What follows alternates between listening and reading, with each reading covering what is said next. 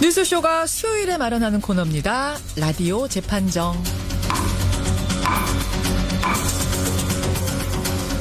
오늘도 라디오 재판정 두 분의 변호사 나오셨습니다. 이분이 나와야 분위기가 좀 바뀔 것 같아요. 수락관 상궁. 노상궁님 어서 오십시오. 네, 대한민국 인권이 바로 서는 그날까지 당신과 함께하겠습니다. 수락관 상궁 노영희 변호사입니다. 아니, 잠깐만. 인권운동가 오늘은 저 수락관이 아니라 인권운동 현장에 나와 있는 느낌. 제가 지금 오늘 오면서 라디오 들으면서 여러 가지 생각을 많이 했는데요. 많이 하셨어요. 가장 중요한 게 대한민국 인권이 바로 서야 된다. 그거를 우리 라디오 재판정에서 한번 해보자. 그런 생각을 왔습니다. 잘하셨습니다. 수락관 마당새 백성문 변호사님 어서 오십시오. 네, 안녕하세요. 백성문 변호사입니다. 뭐 이제 점점 초반 멘트들이 세져가지고. 감히 명함을 못 내밀지요. 그러니까요. 그냥 저는 조용히 인사만 하겠습니다.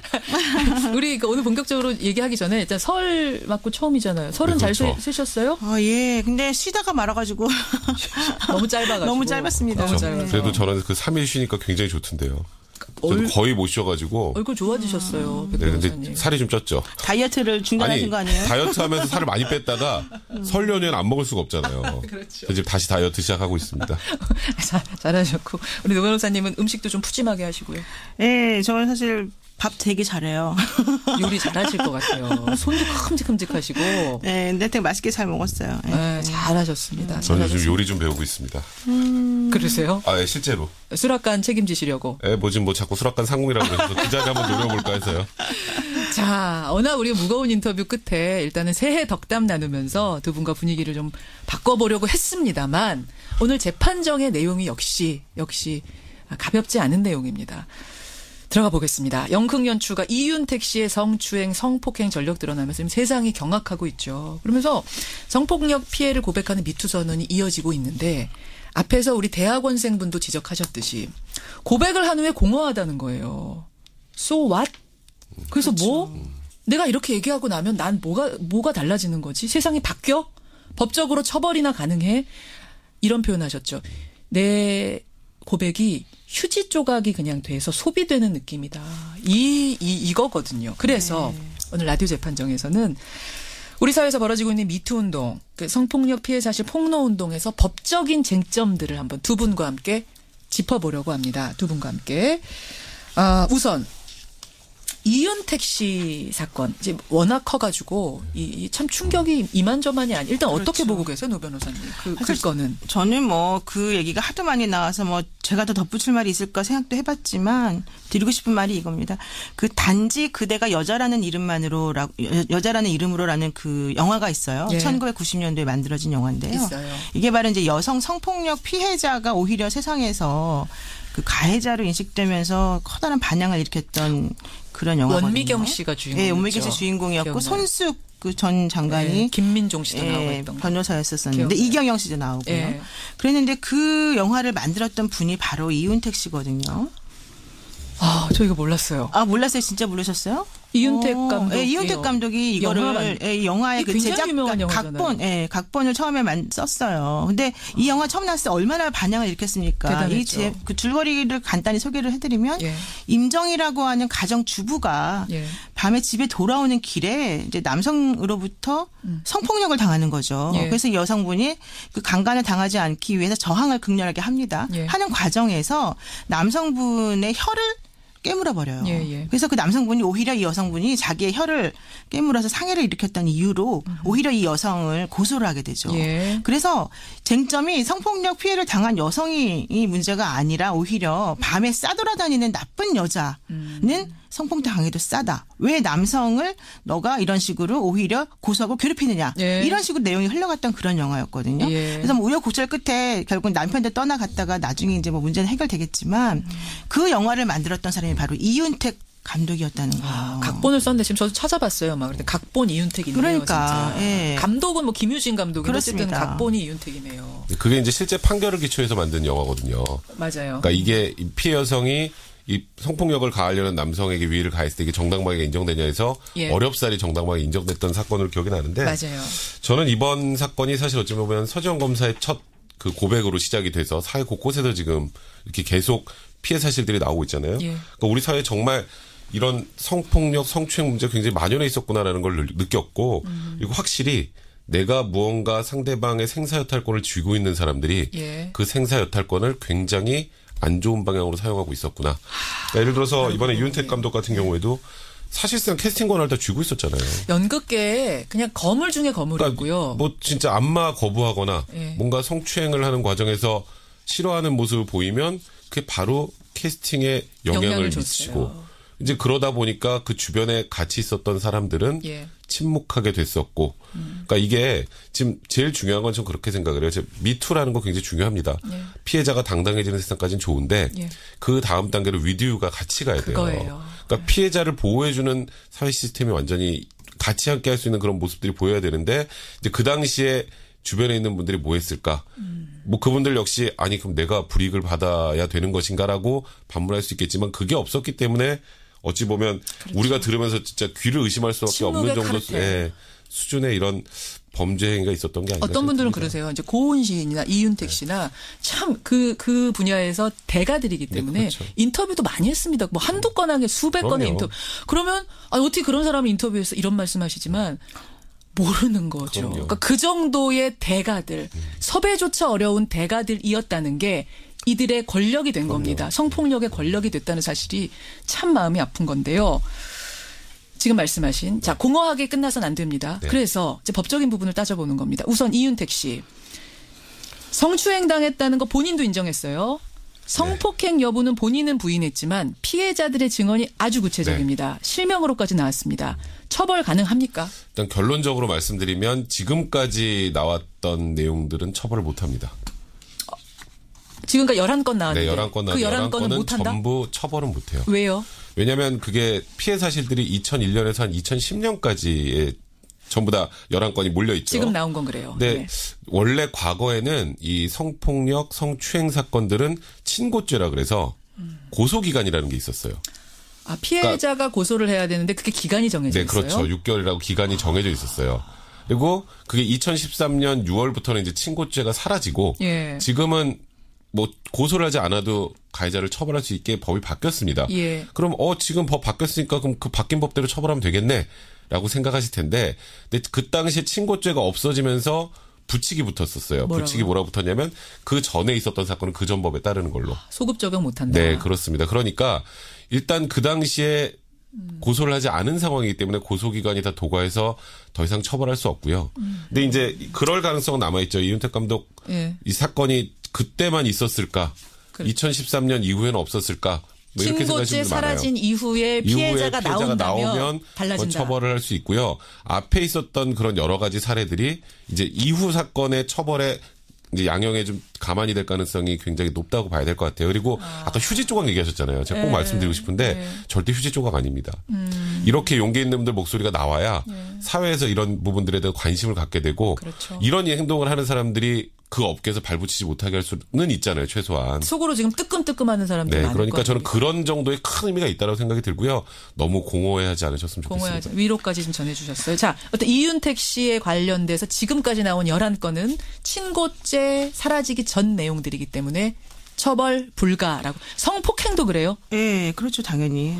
포함 강간 다 포함되는 건데. 폭행도. 예, 근데 여러분들 중에 또 이런 질문하시는 분들이 계세요. 그러면 민사상 손해배상 청구는 가능합니까? 이렇게 물어보는 사람들이 있어요. 민사로. 예, 왜냐하면 형사적 처벌을 못 받는데 하더라도 그 정신적 위자료. 왜냐하면 이분들이 막 공황장애도 일으키고 또 여러 가지 정상적 생활을 하기 어려운 정도의 고통을 호소하는 분들이 계시기 때문에. 그래서. 그렇지만 안타깝게도 민법상 손해배상 청구는 가해자를 안 날로부터 그러니까 이게 이제 불법행위인데 불법행위에 대한 손해배상은 가해자를 안 날로부터 3년 혹은 그러한 사건이 있은 날로부터 10년 중에서 먼저 도래하는 날을 기준으로 소멸시효가 적용이 되거든요. 그렇군요. 그러니까 원래는 3년 안에 사실 원래 가해자가 누군지 알았으니까 사실은 그러니까 3년 안에 소송을 제기했으면 됐는데 그게 안 됐기 때문에 민사상으로도 사실 손해배상 청구하기 어렵죠. 다만 이윤택 씨가 나와서 본인이 미안하고 뭐 할 수 있는 법적으로 할 수 있는 모든 걸 다 하겠다라고 저번에 사과하면서 얘기했잖아요. 정말 그 말이 진정성이 있는 사과라고 한다면 본인이 소멸시효 주장을 안 하겠다 이러면 돼요. 그러니까 민사상 손해배상 청구를 할 때 방법이 없진 않군요. 저는 소멸시효 주장 안 하고 그냥 책임 인정하겠습니다라고 하면 3년 지나도 그 사람이 오케이 했기 때문에 얼마든지 손해배상에 대해서 법적으로 판단을 받을 수 있거든요. 그러니까 만약에 이윤택 씨가 그런 것들에 대해서 정말 진정성이 있는 사람이라면 우리가 민사소송 제기했을 때 혹은 제기하기 전이라도 자신이 먼저 정신적 고통에 대한 위자료를 지급하든지 여러 가지 방법을 취하는 게 좋겠습니다. 그러니까 사실 그때 이윤택 감독이 사과 기자회견이라고 했던 것을 쭉 들어보면 사과가 하나도 없어요. 저는 개인적으로 그렇게 생각이 들었어요. 뭐 인정하고 사죄합니다라는 표현은 했는데 근데 왜 아니라고 그 인정이라는 게 그 그릇된 관행으로 이루어졌던 것이고 나의 더러운 욕망으로 그랬을 수도 있고 그랬다가 아니에요. 그랬을 수도 있고 그리고 법적 절차에 따라 책임을 지겠다. 근데 조금 전에 노영희 변호사님 말씀하셨지만 저도요. 형사적으로는 처벌 못하죠. 일단 불가한 거 확실하고. 그다음에 두 번째 민사상 손해배상 청구도 소멸시효가 다 지났습니다. 그걸 뭐 본인이 주장하지 않겠다고 할지 모르겠습니다만 지금 그런 상황에서 법적으로 책임질 수 있는 게 없어요. 사실상. 근데 그쪽을 통해서 해결하겠다라고만 하고 그리고 내가 왜 그랬는지도 정확하게 밝히지 않고 그다음에 지금 그 당시에 얘기했던 뭐 성폭력 문제나 본인이 부인했던 그런 부분들에 대해서 더 구체적인 그런 또 증언들이 계속 나오고 있는 상황이고 그러니까 그러다 보니까 이게 아무래도 저희 같은 법률 전문가의 조력을 좀 받고 나와서 기자회견한 게 아닌가. 그렇죠? 왜냐하면 이게 그러니까 법적으로 문제될 게 없다는 걸 알고 하는 기자회견 같다는 느낌이 굉장히 강하게 들었었어요. 그래요. 법이란 얘기를 막 얘기하는 걸 보면서 거침없이 얘기하는 걸 보면서. 그렇죠. 그리고 그날 사실 사과도 원래 본인이 나가서 사과할 마음이 없었다는 거예요. 원래는 다른 사람이 하기로 돼 있었는데 이 사람이 책임져야 되는데 왜 다른 사람이 나와서 사과를 하느냐. 이런 비난이 거세지니까 마지못해 끌려 나왔다라는 건데. 알겠습니다. 자, 그러면 일단 어쨌든 이윤택 씨는 성추행 인정한 경우 인정을 했는데 처벌이 되냐 안 되냐를 먼저 따져봤고요. 그건 말고 앞에 대학원생의 경우라든지 조민기 씨 경우처럼 이제 인정 자체를 다퉈야 되는 경우. 그렇죠. 성추행이 있었느냐 성폭행이 있었느냐를 다퉈야 되는 경우를 한번 따져보겠습니다. 미투 선언을 했어요. A 씨가. 근데 저쪽에서는 지금 부인합니다. 그래서 공소시효는 뭐 돼요. 최근의 일이에요. 그래서 돼요.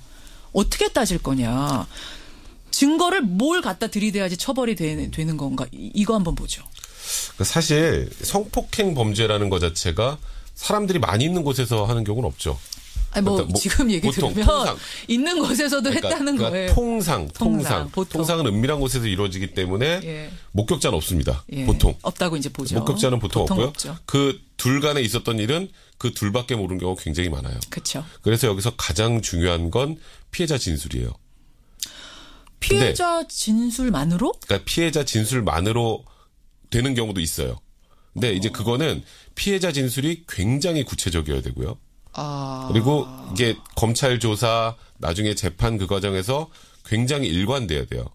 흐트러지면 안 돼요, 진술이. 아직 그런 내용들이 있어야 되고요. 세밀한 부분까지. 네, 근데 과거에는 이제 성폭행, 그러니까 소위 말하는 강간이라고 하면 이제 저항할 수 없는 폭행이나 협박이 수반돼야 된다라고 이제 법조항에 규정이 돼 있거든요. 그러니까 얼굴에 뭐 멍이 있다거나 뭐 그런 것들이 이제 증거가 되는데 요즘에는 그 정도 폭행 협박이 아니라 그냥 상대방 의사에 반한 성관계도 성폭행으로 인정하는 경우가 많아졌어요.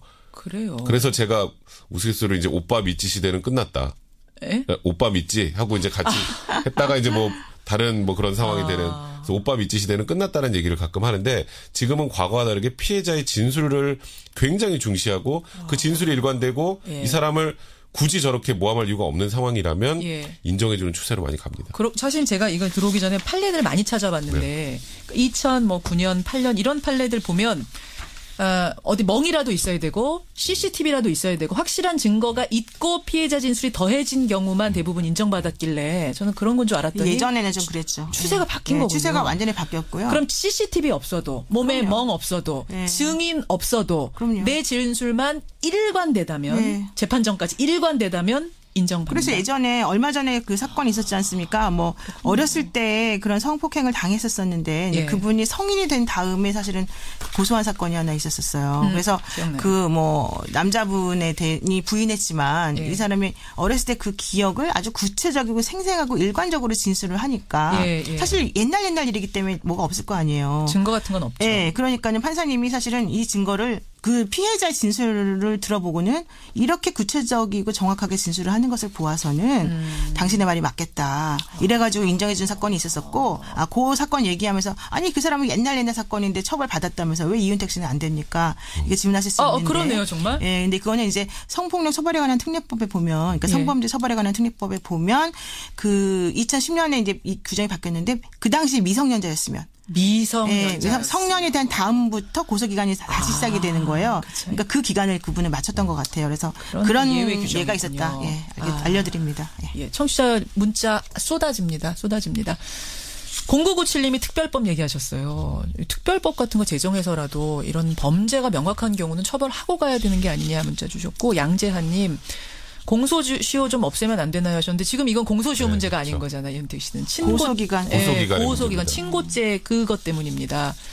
4522님, 0682님 등등이 이제 학계의 폭로 앞에 인터뷰 들으시고는 이런 식이라면 연구실 출입문을 모두 투명문으로 교체해야 되는 거 아니냐. 정말 그렇게 한대요. 그래서 대학에서. 예. 이분 이거 방송에 적합하지 않아서 제가 이걸 써도 되는 용어인지 모르겠습니다만 무슨 연구실이 순화해서 술집 같다. 예, 순화해서 제가 좀 표현했습니다. 예, 밀폐식 연구실을 없애버려야 될 지경이다. 이런 문자들 보내주시고요. 0416님, 아까 백 변호사님 생각에 동감합니다. 만약 법적으로 걸릴 문제가 전혀 없다는 것을 미리 알았기 때문에 저렇게 당당하게 기자회견하면서 법 얘기까지 한 게 아닐까라는 생각을 이분도 하셨다. 이런 말씀. 이런 사람들은 사회에 발 못 들여놓게 해야 된다. 0047님도 문자 주고 계세요. 자. 이번에 한번 논의해야 될 건 뭐냐면 미투 운동이 일어나면서 혹시 무고한 피해자들이 생기진 않을까. 이 부분에 대해서 또 남성분들은 얘기하시거든요. 요건 어떻게 보세요? 사실 그게 이제 미투 운동의 유일하게 문제가 될 수 있는 소지라고 생각이 들어요, 저도. 근데 사실 그런 부분들은 그 주변에서 이미 어느 정도 다 감지하고 알고 있더라고요. 지금 요번에 최근에 미투 운동 터지고 나서 보시면 피해자가 한 명인 경우 있던가요? 없어요. 거의 대부분 이게 저도요라고 손을 들어요. 그렇게 쌓이면서 이 사실이 진실이구나 아니구나라가 어느 정도 판단이 되는 것 같고. 걸러진다. 네, 물론 뭐 피해자가 한 명일 경우도 있겠지만 그 피해자의 진술 제가 아까 말씀드렸던 것처럼 굉장히 구체적이고 그 상황을 상세하게 묘사를 하고 그런 정도의 진실성이 인정이 된다면 이제 진위 여부가 어느 정도 가려지는 것이기 때문에 그거는 사회적 필터링 작업을 통해서도 어느 정도 걸러내줄 수 있지 않을까. 그리고 판사들이 이 진술의 일관성이라는 게 허술한 게 아니잖아요. 그럼요. 아주 디테일하게 전문적으로. 제가 아까 말했던 그 진술의 일관성에다가 무언가 하나씩 더 있습니다. 그래요? 네, 무언가 하나씩 보통 더 있어요. 네, 간접 증거라도 다 있기 때문에 이제 그런 경우들을 기초로 해서 판단을 한다면 그래도 그러니까 무고한 사람이 나올 가능성 그렇게 아주 높지는 않다. 이 정도 말씀드릴 것 같아요. 이런 식의 그 문제가 된다고 얘기가 되어지는 가해자들은요. 사실은 습성이 있는 거예요. 이게. 한두 번이 아니다. 한 번에 어쩌다 잘못된 실수 이게 아니고 그러한 행위를 수없이 반복하고 아무렇지 않게 해왔다는 게 중요하기 때문에 그 패턴을 보게 되면 이 사람의 말이 맞는지 안 맞는지를 판단할 수 있으니까. 알겠습니다. 오늘 라디오 재판정 지금도 문자 질문들 많이 들어오는데요. 일단 이 흐름들이 계속되면 제가 그때 질문 드리도록 하고 여기서 두 분과는 인사 나누겠습니다. 백 변호사님 다이어트 잘 하시고. 네, 알겠습니다. 고맙습니다. 네, 고맙습니다. 라디오 재판정 노영희 변호사, 백성문 변호사였습니다.